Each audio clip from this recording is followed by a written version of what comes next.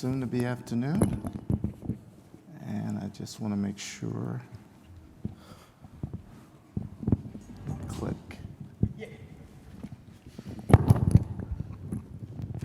There we go. Excellent, excellent, excellent. Good afternoon, everyone. I'm Doug Gangs. I'm president of Gangs & Gangs Financial Services out of Chicago. I annex with Hicks Global Enterprises out of Acworth, Georgia. It's a pleasure to be with you today, Stephen and I, and we're going to be talking about boosting retirement savings, the right course of planning, and crucial tips. But before we can get to crucial tips, we need to talk about the right course of planning. And in doing that, we need to talk about managing risk. We've had wonderful sessions here that talked about the different instruments that you would invest in and all those things, but managing risk is so critical. This slide here shows where the dollars are being spent. Almost $3 trillion in healthcare in 2019, and you can see a big portion of it is there in hospital care, then physician services, very close with nursing home care, 4.6%, and home health care, 3%. It's sort of interesting because this recalls a client of mine, a wonderful physician and ENT that we had met with about 10 years ago. And it was sort of interesting. As advisors, you will be placed sometimes where the client may say, oh, I don't know if I need this, it's more money, but you have to stick with your guns, stick with your discernment that was mentioned earlier. Well, what we did was we put together a plan, but we included disability at the max, in addition to critical, chronic, and terminal illness. We did not know that before the 2 years, and you know insurance has a contestability period of the first 2 years, we were in 1 year and 8 months, and the client discovered that they had Lou Gehrig's. It progressively got worse, and when we went on claim, they asked a lot of questions. We encouraged the client, answer the questions. You know, they're a physician, they're a dean, they run pretty much the whole operation at the university, at the hospital, and so they answer the question appropriately, accordingly, and they were approved. We did not know that this was going to be a claim-type process, but it ended up providing the client $300,000 a year in critical care and disability benefits so that they can live out the rest of their life with what we call quality of life. The illness succumbed him after 7 years, but all those years he was able to live out his life comfortably. I'll also say this, in terms of retirement, they never touched his retirement. So that's managing risk at the same time protecting and boosting the retirement.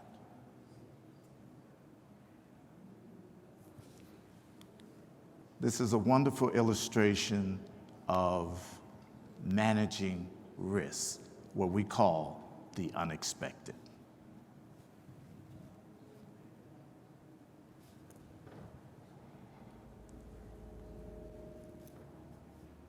Volume.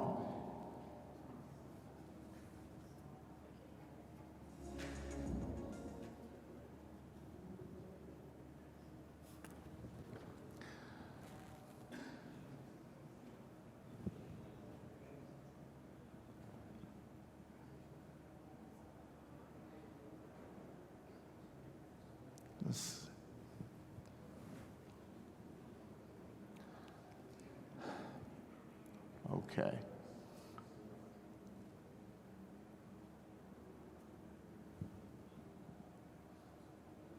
Okay, we lost the volume. But as you can see, this family did not prepare to have a swimming pool in their house. This is evidently the unexpected. They went to bed at night, but when they woke up, they had a pool in their living room. See those faces? But the great thing was, it was covered. So in planning for retirement, we have to plan for the unexpected. Let's go ahead.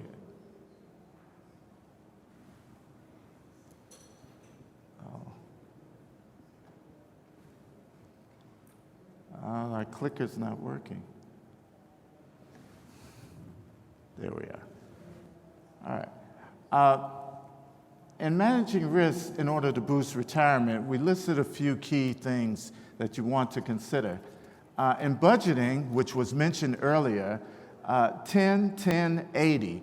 That means you save 10%, you may give 10% to your church, your faith, and then live off the 80%.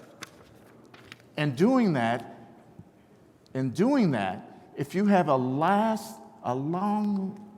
we call a long-lasting and life-changing experience, the 10% in savings can be eaten up by the very chance of you having what is called a critical, chronic, or terminal illness.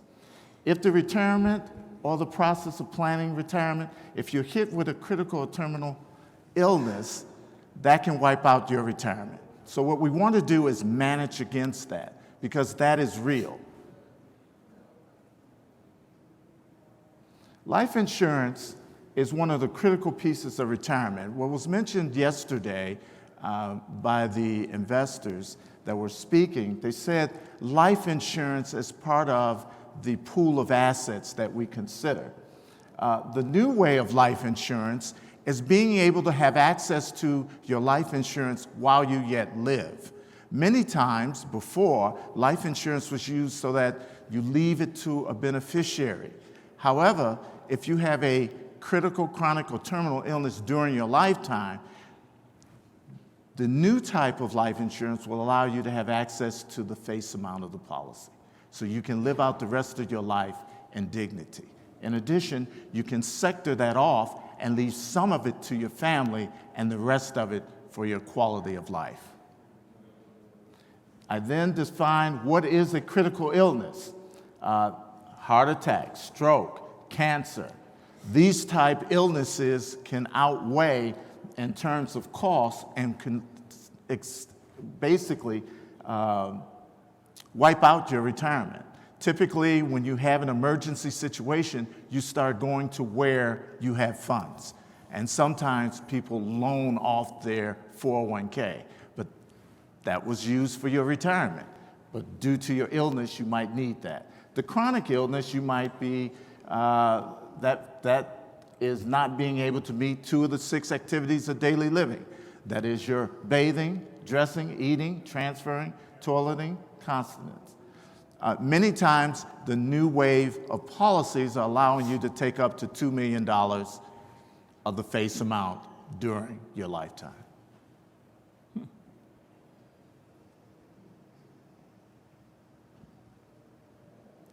Asset allocation is key. Since we started in the business 25 years ago, asset allocation was always a point of discussion, mainly because of the risk. And we noticed that many times people were taking more risk than they actually knew. The only time they really realized about risk was when the market fluctuated or market adjustment. But asset allocation is real. And when we look at asset allocation, as what was mentioned yesterday, insurance is included in that. Private equity, commodities, investments, cash, real estate, bonds, stocks, specialty. I think what was mentioned about cryptocurrency yesterday, which was great, was the 1 to 3%. If you go into an area of specialty that you may not know a whole lot about, maybe 1 to 3% is reasonable.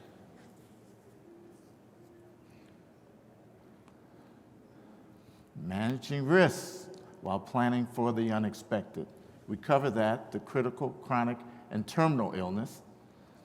The other thing that came out, Prudential came out with the thing called the red zone. The red zone is 5 years before retirement, 5 years after retirement. These are critical points at looking at your retirement to make sure, one, do I have enough to retire?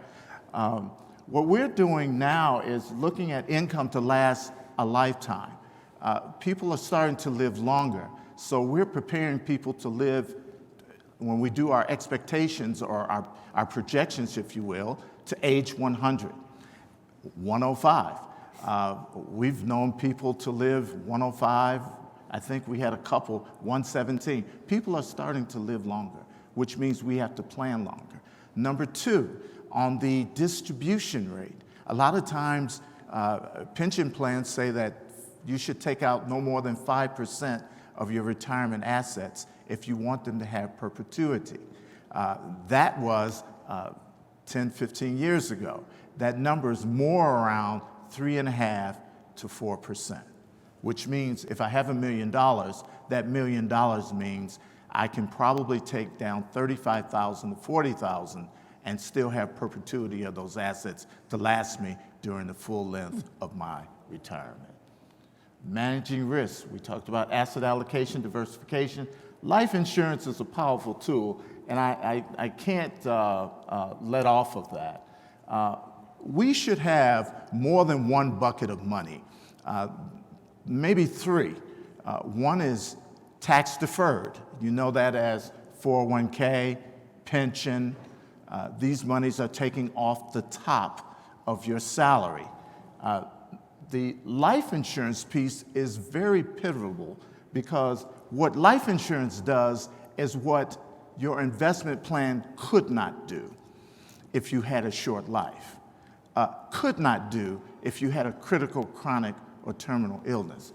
So life insurance is definitely one of the main players at the table when we're putting together a financial plan and when we're looking at assets for retirement. Life insurance from a corporate perspective is used very heavily in terms of making a promise. You might know it as deferred compensation. If you stay at this firm for so many years, we will promise to give you 30, 40% of your salary for a 10 or 15-year period. Life insurance is used to make that promise because a promise made should be a promise kept. Roth IRA conversions. We know about IRAs, individual retirement accounts. When you retire and you transfer your money over to yourself in your own name, it's called an IRA, individual retirement account. But this thing about Roth is very powerful, and I think it should it should have more weight in our overall plan than anything. The last 2 to 3 years, we've probably converted a mass number of accounts to Roth IRA. And the reason being is because on the projectile, and when we're looking at the debt of the country and what's going on with the government, there is a projection that taxes are going to increase in the future. So if taxes are going to increase in the future, those distributions would be tax-free. Roth IRA allows you to convert an IRA account, which is an account that was generated that has not been taxed, to convert it to an after-tax vehicle, which is a Roth. And once it's converted and you pay the taxes now, that money is now tax-free in the future. That's powerful, especially if tax rates are going to increase. That's powerful if we're trying to create 3 buckets of money: tax-deferred, tax-free, and tax-exempt. These are some tips that we thought that we leave you with. There are 10 tips to boost your retirement after you manage your risk. We feel that the managing of the risk is so important first, then after you manage the risk, then you go to the tips. One is focus. Start today. Don't wait till tomorrow. Today is key. Contribute. Contribute to your 401k, your pension, your non-qualified deferred compensation. Contribute to those vehicles. We can contribute up to, in designing pension plans, if we do a blend, almost $40,000 a year, $19,000 in the 401k. The IRA is $6,000 and then an additional $1,000 if you're age 50 and over. That's called a catch-up. If you have an IRA, you can convert that IRA to a Roth IRA regardless of the balance. So we have tools and we have options that we can take advantage of out there. Meet your employer's match. If your employer gives you 3%, meet the match.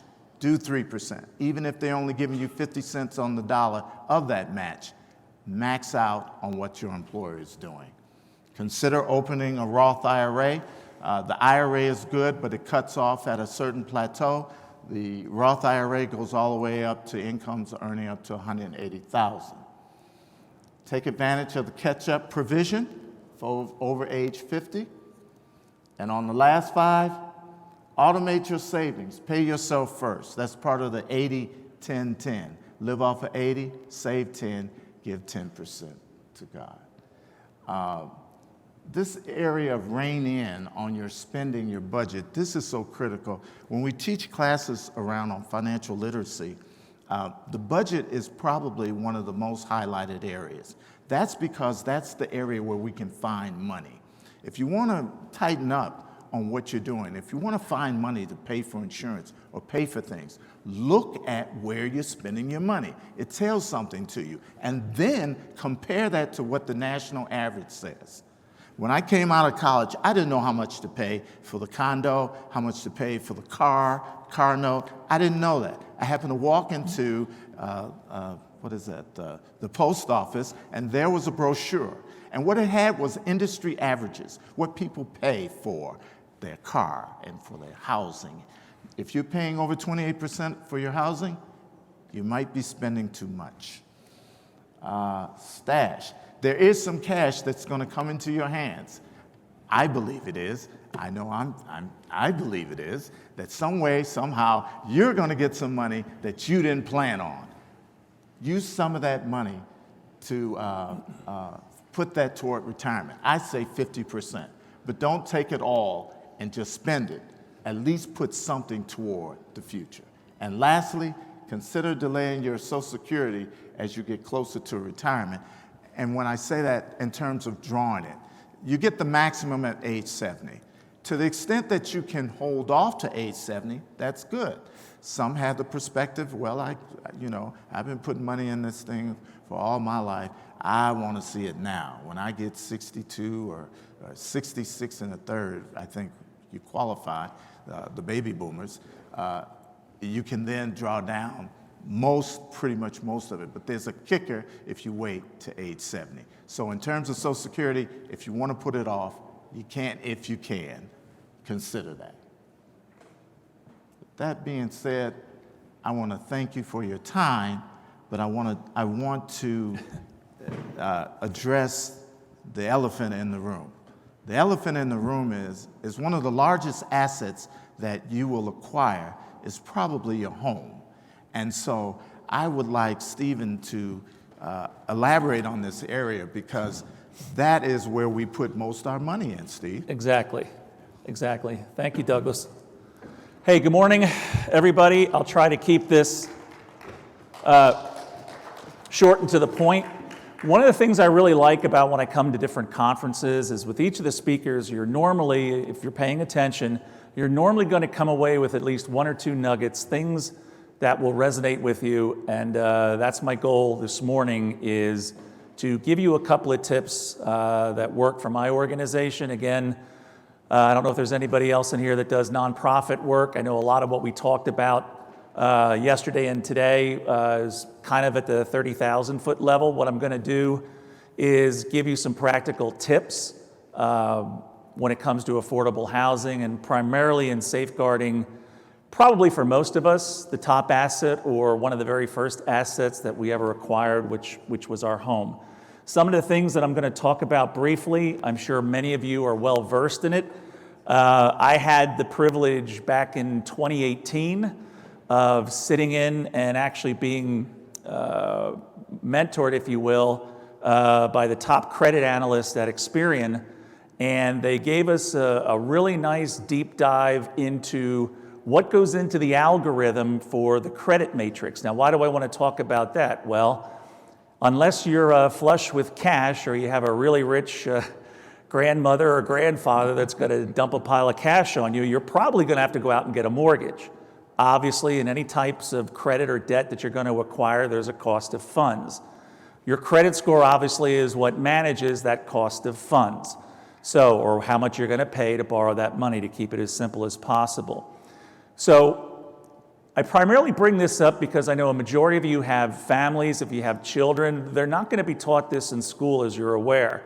Managing debt, understanding how credit cards work, and primarily how mortgages work is extremely important. Everybody remembers what happened back from 2001 to 2008, the subprime crisis. I actually cut my teeth in residential lending and title insurance back during that, and I can tell you it was like the wild, wild west. You know that if you had a pulse and you could fog a mirror, you were probably going to get a mortgage. And as we saw with risky financial products and basically no documentation loans, we set ourselves up for failure. I think a lot of the younger folks that were caught up in that predicament just flat out didn't understand how lending works, number one, and number two, what was really the impact of their credit. So I'm going to try to give you the tips that they taught us. I can tell you, you can go on the internet, and I'm sure most of you have, and you can say, how do I get an 850 credit score? Great. Well, there's every Tom, Dick, and Harry out there that's going to give you your spin on it. I'm going to tell you what I'm going to share with you today is what was presented by Experian. And that was done at a seminar for community banks. So primarily, when you're building your credit file for success, there's a couple of key components. What they're looking for, number one, is a mortgage. Okay? They're not looking for lines of credit, they're looking for a mortgage. Number two, they're looking for a car payment. They're not looking for a lease. So they're looking for an actual, collateralized car loan. Okay? Thirdly, 2 credit cards. One's a Visa, doesn't matter who it's behind, it could be MasterCard. The second one is Discover. Now people ask me, well, why Discover? Well, evidently, in the algorithms and the credit matrix that they use, that they report to the 3 bureaus, Discover has certain little nuances in their algorithm that based upon how you, I use the term manipulate your credit, how you use that credit card determines the type of score and the points that you're going to receive in the algorithm that gets reported every month by your credit card company to one or all 3 of the bureaus. The third thing is an American Express card. Why an American Express card? The American Express card algorithm shows on a 30-day cycle the amount of debt that you accumulate and the capacity that you have to pay that debt back. I'm not talking about the blue card, I'm talking about the green card or the gold card. You normally pay that off every month, right? Platinum. Those, let me see if I did the math right, 5 pieces, mortgage, car, 1, 2 Visas, credit card, and your American Express card. Okay, so that's point 1 in what they consider, they being, Experian. I'm not talking about Equifax and TransUnion, but for Experian. What they believe or what they say in their algorithm is going to give you the potential for the highest credit score. Couple of other factors, obviously. We all know about maximizing, or I should say, effectively manipulating the amount of debt that you're given. I like to explain it in my housing classes that we talk about a high watermark. You get a $1,000 credit card limit. They don't want you to go above 300 to 350, about 30 to 35% maximum total usage on the card. All right, Steve, so what happens if I have a life experience and it goes up to $600 or $700? Is that a death sentence? No, it's not. There's a way to fix that. As you continue to use that, all you would simply do is ask for an increase in your line of credit. That high water mark on your usage of your credit card never goes away. It's like if you were in a flood and the water stained the wall up to 30% of the house. It doesn't matter how many times you paint it, it's always going to bleed through, right? So that never goes away. That stays on your credit file until you either close out the account or you file for bankruptcy, and in 7 years, everything goes away, I guess. So that's another way to make sure that you're maximizing the potential for your credit score. When you're using your credit cards, what we counsel our folks that are going through our programs, take a credit card, use it every month, but use it for something that's practical. And what you're trying to do is show the credit card company that responsibly you're using the credit that they're giving you. A big misnomer out there is that you've heard time and time again, pay the whole thing off every month. I would challenge you on that. That's not what we've heard from the experts from Experian. What they have told us is the credit card company makes money off of you by you extending the term on the money that they're lending you. Why would I, as a bank or a private lender, give you money for a term and then you pay me off in 30 days? I have overhead costs with that. I have risk-based costs with that. I expect you to carry it out for at least, let's say with a mortgage, for 5 to 7 years on that 30-year obligation. The same thing works with a credit card. I make no money or very little money if you're only going to use the credit card and pay it off 30 days, or God forbid you don't use it at all. So what we train our clients to do is take a credit card, use it like a gas card, put a tank of gas on it, pay the thing off, not pay it off, but pay it down, leave about $5, $10, $15 on there and let it roll over every month. And what that does with the algorithm is it shows that you're using the credit, you're using it every 30 days, and you're being responsible with it. Plus, you're giving the creditor the opportunity to continue to turn interest for them over a 30-day period, okay? Obviously, you all know the easy ones. Make sure you're never late. I counsel them to pay early. You never pay on the due date, you always pay early. So these are just some of the tricks that we've learned through our experience as a HUD counseling agency. And the reason I bring it up is for those of you that have a family, it's very important that you get this information out to your kids. Because, again, unless you're going to gift them a house, they're going to be in a situation at some point in time, and trust me when I tell you, you all know this isn't taught in school.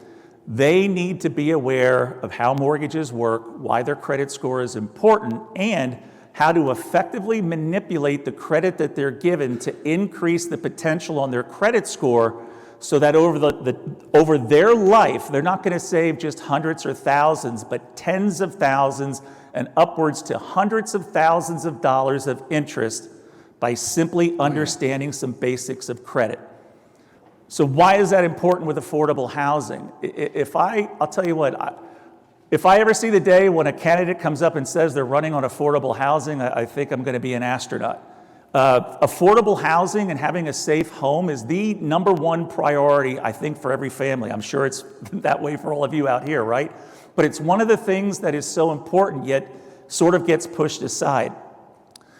A study was done, and they put the numbers out every year. I think the last report was in 2019. Racial generational wealth disparity and gap. Okay? For an average white Caucasian family, the generational wealth is $124,000. For an African American family, it's $12,500. For a Latino family, it's $16,000. And for an Asian family, it's a little bit over that, it's in the 20s. So we know that there is a systematic problem with generational wealth. And that all comes from the policies that were put in place years before all of us were here that did not allow for generational wealth to be developed through the acquisition of real estate for minorities. So our mission at my nonprofit is to teach those coming through our system now how to understand the importance of building generational wealth for your family by understanding what credit is, knowing how to manipulate it, knowing how to go out there and negotiate for a good loan, how to pick a good realtor, and then also how to understand how to take care of and properly manage the home that you're given, because it is your number one asset for most families. Generationally then, that house or that property is normally passed down through the generations. I'm a direct benefit of that, okay? The house that I was able to purchase was the house that my parents lived in, their parents lived in, so that would be my grandparents, and actually the house was built by my great-grandparents. So generationally, that house that was probably built in, we have a stone on the front, 1822. So who knows how much that cost in 1822? $500? I don't know.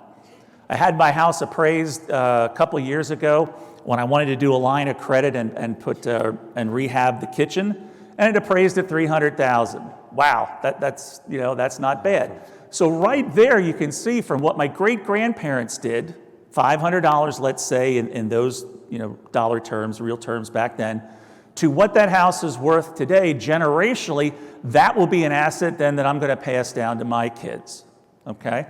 So again, for me, the house is your primary as your primary asset, and understanding how credit works and teaching that to our children to make sure that generation after generation, they have the same opportunity that you do.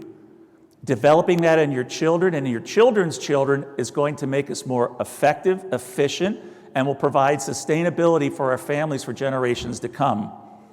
One other topic I want to discuss briefly is, now let's say you have your home, like we talked about with life insurance, you're in your golden years. Everybody know who Tom Selleck is, and he talks about this isn't my last rodeo with a reverse mortgage, right? How many of you out there have a reverse mortgage or know somebody that has one? Good, no hands. No, it's easy. So what I'm going to say is, I used to sell reverse mortgages, and the one thing that I found about it was it's definitely a loan for the last resort. And what do I mean by that? There are a lot of things that you can do as an adult, as Douglas so eloquently explained, as far as managing risk and setting yourself up. But you all know certain things happen, and oftentimes the seniors get in a situation where the only asset that they have is their home.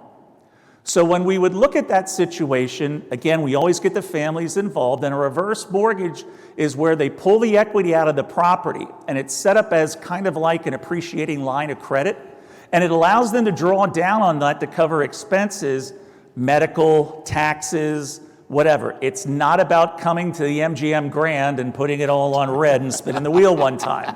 All right, we all saw that with I think Robin Leach used to do the first one, and they did it like Lifestyles of the Rich and Famous. Cash out all the equity in your home and go on a trip. No, that's not what it's about. What I can tell you is the rules have laxed as far as being able to take this money out and using it for investment products.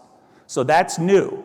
Before, I want to say this probably changed maybe 5, 6, 7, 8 years ago, and if anybody deals in reverse mortgages, you're probably more savvy at this I am. But the beauty of the program is I've had clients that have had terminal cancer.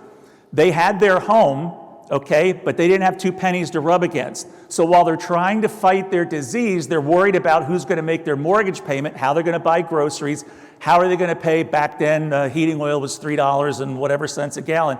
How are they going to cover life's necessities? They have no money but their Social Security. Their Medicaid is not covering the expensive cancer drugs that they need, but they've got this house that's worth $250,000. All right? Generationally, there's no other type of wealth coming in that's going to be passed down to the kids. All right? Now, in this particular situation, however you want to look at it, fortunately or unfortunately, they didn't have any children. So that house asset was not going to be used generationally as wealth to be passed on to a future generation.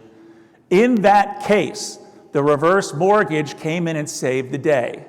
They had a small mortgage. I think it was running them like $400 or $500 a month, and collectively on their Social Security, they're bringing home like $1,650. So you can imagine that a quarter of their money is going out for a mortgage that they probably had for God only knows how many years. I know that the total of their medical bills at the time was $16,000, which they had run up on credit cards. They owed $37,000 in credit cards. Can you imagine? Trying to make the minimum payments on that? Not to mention utilities, food, what little bit of clothing they had, electricity, whatever, okay? So talk about living on a razor's edge. They're 72 years old, and they don't know what to do. In that case, the reverse mortgage stepped in, took away the mortgage, took away all the debt, And what they were able to do is they were able to take out a lump sum and put the rest of it in, and again, I call it an appreciating savings line, and it's too deep of a dive to go into there about how those calculations work. It's based on an actuarial table. The younger that you are, unfortunately, the less you can take out. The older that you are, the more you can take out. And so they set themselves up with this process, and then they could draw down on this savings line and pay their taxes every year, and also cover the cost of the expensive chemotherapy and other medicines that they needed. So the reason I bring this up is that when you see these different types of out-of-the-box programs, don't always discount them, because they can be part of a comprehensive strategy that can be used to help you continue with the quality of life that you're trying to achieve by using these retirement strategies. And for me, what I want to do is I want to get at the younger folks and get them to understand how credit works, and get them to understand how the mortgage process works, and why it's so important. It's so important to be educated before you make any kind of financial decision. And I want to commend everyone here that deals in that arena and that helps their clients and goes the extra mile for them, because whether you like it or not, even though we may be the wealthiest country in the world, at times financially, we're the least educated, and that has to change. So again, I thank you. I don't want to run over everybody's lunch. I don't know if it's question time or whatever, but I appreciate your time this morning. Thank you.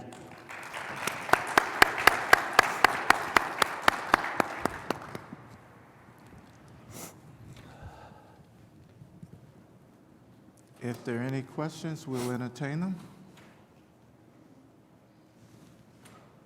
Good.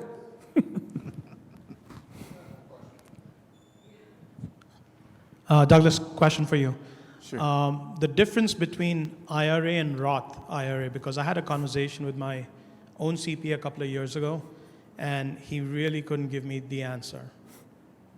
So why you talked about IRA and then Roth, and converting funds from like a regular IRA to a Roth IRA. What are the benefits and why?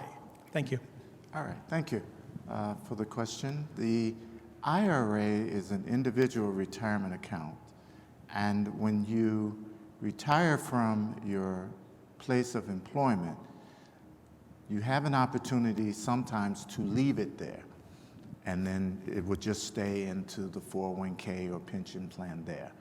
But a lot of times people want to roll over their retirement account because they want to have control of it. So when they roll it out of the qualified plan that's at work, it's called an IRA, Individual Retirement Account. It has your name on it, and then after it says IRA. Now, that IRA is still tax deferred. It has not, because that money came off the top. So that means it was never taxed. So the law allows you to keep it tax deferred until age 70. However, through COVID-19, they extended that age to age 72. Now, at age 72, the IRA, you have to take what is called required minimum distributions. That's RMD. So these are required minimum distributions that basically have taken your account, looked at your life of expectancy, and has determined a certain percentage that needs to come out of that retirement account. Because the federal government has been waiting all this time for you to start paying taxes. And at this point in juncture, either age 70 or 72, it's time. So once you take out distributions, you start paying taxes on that IRA. If you pass away, it then goes to your beneficiaries, and then they will pay the tax on the distribution. Now, if you're married, then it would just roll over to your wife, and she can continue over the required minimum distributions. But if it goes outside of your wife, your spouse, then that can be a taxable event. The reason why the Roth IRA becomes sort of powerful is twofold. If you were contributing to an IRA, you have an income maximum. So 45, 50,000, you sort of cap off. I think it's 45 to 60,000. Then you can contribute, but you get no tax benefit. However, for those who earn high earners, who earn up to 180,000, they can do what is called a Roth IRA.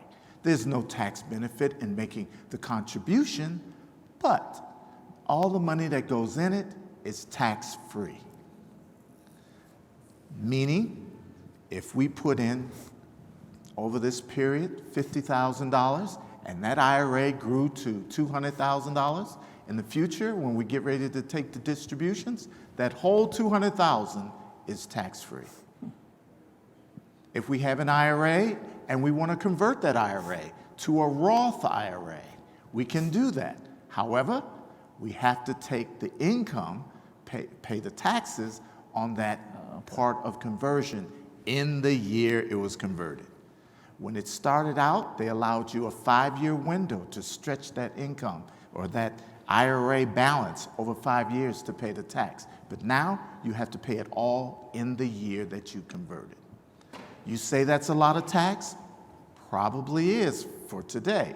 But when you look at the tax that you would be paying in the future, you do an analysis, you find out that if tax rates are going to be higher in the future, that is really a tax savings, though I pay the tax now. I hope that helped. Okay. Another piece to what you're saying. I hope we can hear me. Oh, I'm sorry. Go ahead. Okay, so I would like to add on to this. I know you explained it in very detailed Sure. manner, but I forgot your name. Sorry. Parag, yeah. This is how I explain it to my clients in very layman's term. The difference between traditional IRA and Roth IRA. So let's say, you are a farmer, right? And if I go and ask you, would you like to pay for the seed or for the plant, right? So obviously you buy the seed and at a less or lower price right now, and down the road it grows into a crop and you have to pay much higher down the road, right? So obviously your answer will be, I'll pay for the seed. So that's exactly, so the seed is basically Roth IRA and the plant is a traditional IRA. So you're paying taxes now versus you're paying taxes later, and obviously, like Douglas mentioned, taxes are going to go up and not down. So it's like basic layman terms. Explain it. You're spot on. It's paying taxes on the seed or paying taxes on the harvest. That's the first thing. The second thing is provisional income taxes. I don't know if Social Security is going to be here or not, okay? But these layers of taxable, quote-unquote, tax-deferred investments add this whole provisional income taxes to your income, where you're paying taxes on your Social Security, whether it's 50% of your Social Security income or up to 85%. So that's one of the other reasons that you look at stuff like that as particularly attractive. I think that in terms of strategy, you want to consider having multiple buckets of money. We use the terminology because one, this is very helpful for tax planning. If you have, if you're advisors and you're talking to people who have a practice, and maybe it's made up of 4 or 5 high income earned individuals, they may be considered having a tax problem. And surely qualified plans sort of help eliminate some of that tax problem.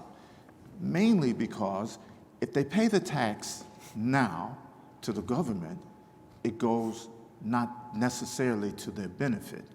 But if they establish a qualified plan, a defined benefit, defined contribution, maybe even mixed, but a defined benefit plan, depending on their age, if they're 55 or older, they need to put away a lot of money in a short period of time before they retire. A defined benefit may may make sense, may, pass the smell test, if you will. Everything has to go through the test, of course. But I say this because you need to have tax deferred, tax free, and tax exempt. Have different buckets of money. The life insurance can be used as a distribution tool later on down the line. You can take the cash values and pay yourself tax-free.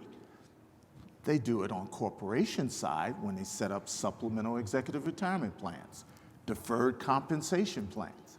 They use the life insurance to make a promise so that if you pass away too soon, your family is still taken care of. In your home, if you pass away too soon, you might need the life insurance. If you have a critical, chronic, or terminal illness, because we don't know our health. When I wrote that doctor who was making over $500,000 a year, he was fine. 1 year, 8 months later, we're talking about something that came out that we did not expect. And so you plan for the unexpected. I think there's a question here, and then we're going to call it. Yeah, I have a quick question. Statistically, seems to be that the millennials are more likely to dip into their retirement savings than prior generations, such as Generation X or baby boomers. Clearly, I mean, as Generation X and baby boomers are getting older, they're starting to cash out on their retirement. But millennials are already starting to cash out on their retirement savings. So do you see that, what kind of repercussions do you think that'll bring in the future as those retirements are being actually liquidated before time? Good question, very good question. And I've had some discussions with the millennials. Some have said that they plan on having practices or having businesses or multiple businesses that they're not looking to have. They want their money to grow fast. So they're not going the traditional route. I think we still don't stop telling the story. We still don't stop talking about managing risk. We still don't talk about retirement strategies. We keep the story going. I know they're doing things differently, but from what I saw, they said we want to have businesses, and we're laying our retirement on the value of those businesses. So that's a conversation we probably can have beyond today, but I don't want to keep you between you and your lunch, but I want to thank you, but please remember, plan for the unexpected. Plan for the unexpected, and life insurance can be your friend. Life insurance can be your hero. So don't discount life insurance. And lastly, as was mentioned yesterday, it's all part of your asset allocation. It's all part of your diversification. And with that, I thank you for your time. Stephen? Thank you, sir. Appreciate you.